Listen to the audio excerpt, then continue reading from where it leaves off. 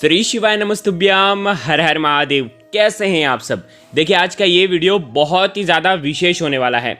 आज 25 नवंबर शनिवार के दिन वैकुंठ चतुर्दशी की रात में 11 से लेकर के 11:30 बजे के बीच में ये एक चौमुखी दीपक जला देना और आपके जीवन की सारी धन संबंधित परेशानियां जो हैं वो भगवान विष्णु और भगवान शिव स्वयं हरेंगे। तो आज का ये वीडियो बहुत ही ज़्यादा विशेष होने वाला है। शनिवार की चतुर्दशी है। देखिए, वैकुंठ चतुर्दशी का जो दिन होता है वो सबसे ज़्यादा महत्वपूर्ण होता है। देखिए, विष्णु पुराण, शिव पुराण, स्कंद पुराण, ब्रह्म वैवर्त पुराण, अग्नि पुराण, इन सभी पुराणों में वैकुंठ चतुर्दशी का महत्व मिलता है। और आज कार्तिक मास के शुक्ल पक्ष की जो चतुर्दशी तिथि है, जो कि वैकुंठ चतुर्दशी है, ये शनिवार के दिन आई है। और देखो, पूज्य गुरुदेव ने बहुत ही प्यारे से उपाय बताए थे। एक 14 दीपक का महा उपाय बताया था कि 14 दीपक आपको कहाँ कहाँ पर लगाने हैं। साथ ही साथ एक चौमुखी दीपक वाला एक धन प्राप्ति का विशेष उपाय बताया था। तो ये दोनों हम उपाय आपको बताएंगे, लेकिन ये दोनों उपाय बिल्कुल ध्यान से समझना, क्योंकि देखो, चौमुखी दीपक वाला अगर आप उपाय करते हो ना, तो 14 दीपक वाला उपाय आपको करने की जरूरत नहीं पड़ेगी। विशेष ध्यान रखना, कैसे करना है, क्या करना है, सब इस वीडियो में हम आपको बताएंगे। आज के इस वीडियो में हम 2 उपाय के बारे में बात करेंगे। ये दोनों उपाय पूज्य गुरुदेव की ही कथा सुन करके, समझ करके समझाने का पूरा प्रयास करूंगा। लेकिन उससे पहले आप सभी से रिक्वेस्ट करता हूं, चैनल पर अगर पहली बार आए हैं तो चैनल को ज़रूर सब्सक्राइब करें और कमेंट में श्री शिवाय नमस्तुभ्यम ज़रूर लिखें। देखो, आज का जो दिन होता है वो भगवान शिव और भगवान विष्णु के मिलन का दिन होता है। हरिहर मिलन का दिन होता है, ठीक है। और इसी हरिहर मिलन में एक विशेष दीपक का दीपदान आपको करना चाहिए। देखो, वैकुंठ चतुर्दशी की मध्य रात्रि में कार्तिक मास में अगर आप ये उपाय करते हैं, देखो वैसे तो कार्तिक मास में दीपदान का विशेष महत्व होता है और हमने आपको रोज़ नए नए प्रकार के दीपकों का दान करना बताते हैं कि यहाँ पर आप दीपक का दान करिए, क्योंकि जहाँ पर महत्वता ज़्यादा है वहाँ पर अगर आप दीपदान करेंगे तो उसका अधिक फल मिलेगा, ठीक है। तो इसी प्रकार से आज जो पूज्य गुरुदेव ने 14 दीपक का महादान का जो उपाय बताया था वो सबसे पहले हम जान लेते हैं। देखिए, जो 14 दीपक होंगे उसमें से आप कौन से कहाँ पर लगाओगे, सबसे ज़्यादा विशेष तो ये बात है। तो ये उपाय आपको रात्रि में 11 से 11:30 बजे के बीच में ही करना है, ठीक है। सबसे पहली बात, 14 दीपक कहाँ पर लगाओगे। देखो, 14 दीपक जो है पहले एक थाली के अंदर रखना, ठीक है। इसके अंदर आपको घी भरना है 14 दीपक में। अब आपको क्या करना है, इसके अंदर कौन सी बाती का दीपक लगेगा पहले ये जान लेते हैं। देखिए, आपको गोल बाती के 5 दीपक तैयार करने हैं और 9 लंबी बाती के दीपक तैयार करने हैं। आ गई आपको बात समझ में। 5 गोल बाती के, 9 लंबी बाती के। अब कहाँ कहाँ पर रखना है ये समझना। सबसे पहले एक लंबी बाती का दीपक आपको बेलपत्र के वृक्ष की जड़ में आपको रखना है। लंबी बाती का जो दीपक का मुख होगा वो नॉर्थ डायरेक्शन में होना चाहिए, उत्तर दिशा की तरफ होना चाहिए। और ये महालक्ष्मी के निमित्त दीपदान होगा। आगे आपको बात समझ में। पहला दीपदान बेलपत्र के वृक्ष के नीचे आपको करना है।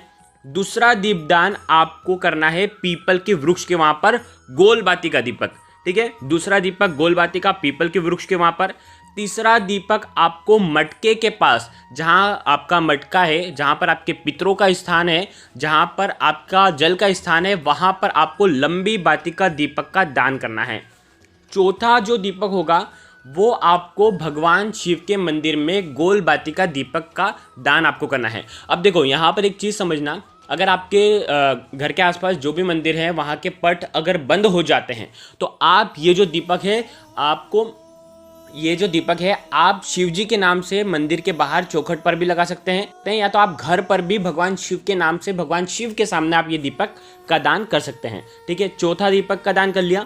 5वां जो दीपक है वो आप आपके घर में जहाँ कहीं भी धन रखते हैं, धन रखने वाला जो स्थान है आपका, वहाँ पर आपको लंबी बाती का दीपक का दान करना है। और इस दीपक का मुख होगा उत्तर दिशा की तरफ, क्योंकि ये दीपदान महालक्ष्मी के निमित्त होने वाला है। ठीक है। 6ठा और 7वां दीपक, जो 2 दीपक होंगे वो लंबी बाती के दीपक होंगे और ये दोनों दीपक आपको आपके मुख्य द्वार पर प्रज्वलित करने हैं। दोनों दीपक मुख्य द्वार के आजू बाजू में आपको रखने हैं और जो बाती होगी वो बाहर की साइड देखना चाहिए, ठीक है। 8वां जो दीपक होगा वो आपको आपके घर के मंदिर में गोल बाती का दीपक आपको लगाना है। 9वां जो दीपक होगा वो पितरों के नाम से आपको घर में दक्षिण दिशा की तरफ मुख करके लगाना है। देखो दक्षिण दिशा, अगर दक्षिण और पश्चिम कोना जो कि होता है नैऋत्य कोण, अगर वहाँ पर लगाते हैं तो सर्वोत्तम होता है। नहीं तो आप कहीं पर भी दीपक लगाएं, पितरों का स्मरण करें और पितरों के नाम से ये दीपक आप लगा सकते हैं। देखो दीपक का जो मुख होगा वो होना चाहिए दक्षिण दिशा की तरफ मुख करते हुए। 10वां जो दीपक होगा वो आपके घर के बिल्कुल सेंटर में, घर के सेंटर में लंबी बाती का आपको दीपक लगाना है। जो भी आपका घर का सेंटर है वहाँ पर आप देख लें, ये दीपक होगा आपके क्षेत्रपाल देव के नाम का। अब आपको जो 11वां दीपक लगाना है वो आपको तुलसी जी के गमले के वहाँ पर लगाना है, जो कि होगा गोल बाती का। 12वां दीपक आपको आपके घर के रसोई घर में लगाना है, जो कि होगा लंबी बाती का, जो कि होगा माँ अन्नपूर्णा के नाम का। ठीक है। 13वां दीपक आपको आपके घर की छत पर लगाना है और ये जो दीपक होगा ये होगा लंबी बाती का। और 14वां दीपक, देखो अगर आपके घर पर छत नहीं है, फ्लैट में रहते हैं, तो आप गैलरी में भी ये दीपक लगा सकते हैं। 14 दीपक आपको हनुमान जी के मंदिर में लगा करके आना है, जो कि होगा गोल बाती का। अगर हनुमान जी का मंदिर का पट बंद हो जाते हैं या हनुमान जी के मंदिर के गार्डन में लगा दो या मंदिर के मुख्य द्वार के वहाँ पर दीपदान करके आ जाओ, लेकिन आज आपको दीपदान विशेष करना है।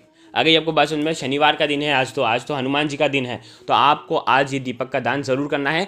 इसकी जगह आप चौमुखी दीपक का भी दान कर सकते हैं अगर हनुमान जी के मंदिर में कर रहे हैं तो देखो ये 4 जगह हमने आपको बता दी दीपदान की। देखिए अब हम बात करते हैं दूसरे विशेष उपाय की।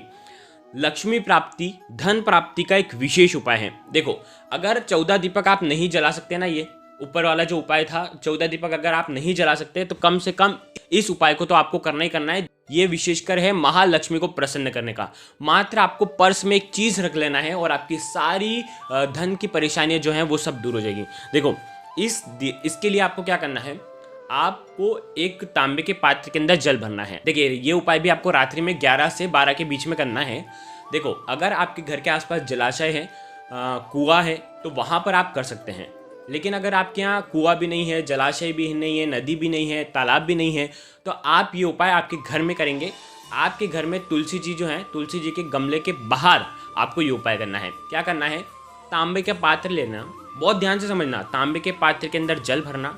ठीक है। अब ये जो जल है, अगर आपके घर पर पवित्र नदियों का जल है तो नदियों का जल आपको इसके अंदर डाल देना है। ठीक है। तांबे का पात्र ही लेना है, स्टील का पात्र नहीं लेना है। साथ में लेना है एक कमल गट्टा। ठीक है। साथ में लेना है थोड़ा सा धान, आप गेहूं भी ले सकते हैं, चावल भी ले सकते हैं, क्योंकि ये जो धान है ये अपने को तांबे के पात्र के नीचे रखना है, तो उस हिसाब से आपको लेना है। अब आपको 7 दीपक आपको तैयार करना है गोल बाती के, और एक दीपक तैयार करना है चौमुखी दीपक, जैसा हमने आपको बताया था, उसी प्रकार से जैसा हमने आपको बताया था। अब आपको क्या करना है, कैसे करना है समझना। तुलसी जी के वहाँ पर जाना, नीचे आपको गेहूं रखना है। ठीक है। गेहूं के ऊपर आपको ये कलश रखना है। कलश के पास में आपको ये जो कमल गट्टा है ये रखना है। कि आपको क्या करना है, पहले 7 दीपक एक साथ आपको लगा देना है और एक चौमुखी दीपक भी आपको, ये जो गोल बाती है इस दीपक के आगे आपको लगा देना है। आगे आपको बात समझ में, देखो वीडियो के अंदर बताने का प्रयास कर रहा हूँ, इस प्रकार से आपको दीपक लगा देना है। अब यहाँ पर पूज्य गुरुदेव ने बोला है कि आपको एक मंत्र का जाप करना है। अब वो मंत्र जो है वो आपको स्क्रीन पर हम आपको बता रहे हैं। ओम रीम ओम हरिणाक्षाय नमः शिवाय, इस मंत्र का आपको जाप करना है। ये मूल मंत्र है, कम से कम 108 बार आपको जाप करना चाहिए। अगर आप जाप नहीं कर पाते, जाप करने में कोई असमर्थता है आपको, तो आप 11 बार भी कम से कम जाप तो आपको करना ही है। ओम रीम ओम हरिणाक्षाय नमः शिवाय, इस मंत्र का आपको जाप करना है। इस मंत्र का आपको जाप करना है। जाप करने के बाद जो कमल गट्टा है वो आपको उठाना है और धन रखने वाले स्थान पर आपको रख देना है। जहाँ कहीं भी आप धन रखते हैं ना, वहाँ पर आपको रख देना है, या आप आपके पर्स में भी रख सकते हैं। देखिए पर्स अगर आपका लेदर का होगा तो लेदर वाले पर्स में आपको नहीं रखना चाहिए, और ना ही लेदर की कोई भी चीज़ आपको यूज़ करना चाहिए। देखिए आप इस्तेमाल तो करते हैं, लेकिन उसके पीछे जो बेमुख जीवों का जो दर्द छुपा रहता है ना, बेमुख जीवों का जो दर्द है वो हमें दिखाई नहीं देता। इसीलिए लेदर का अगर आपके पास पर्स हो तो बिल्कुल भी उसके अंदर ये कमलगट्टा बिल्कुल भी मत रखना। ये कमलगट्टा आप आपके धन रखने वाले स्थान पर या आपकी दुकान के गले में लाल कपड़े में बांध करके रखना चाहो तो आप रख सकते हैं। बस इतना सा उपाय इस वैकुंठ चतुर्दशी पर करना है। ध्यान रखना, ये जो अगले दिन क्या करना, ये जो तांबे का कलश है इसका जो जल है किसी भी जगह आपको डाल करके आ जाना है। देखो अगले दिन रविवार है तो आप पीपल के वृक्ष में मत डालना और अन्य वृक्ष में आप डाल सकते हो, और तुलसी जी में भी आप नहीं डालना, ठीक है। ये जो जल है खाली जगह पर भी आप डाल करके आ सकते हो, और इस जल के नीचे का जो धान है वो आप पक्षियों के लिए आप छत पर डाल सकते हो। बस इतना सा उपाय करना है। अगर आपको कुछ भी चीज़ समझ में ना आए तो कमेंट में एक बार पूछ लेना, गलती नहीं करना है। श्री शिवाय नमस्तुभ्यम। हर हर महादेव।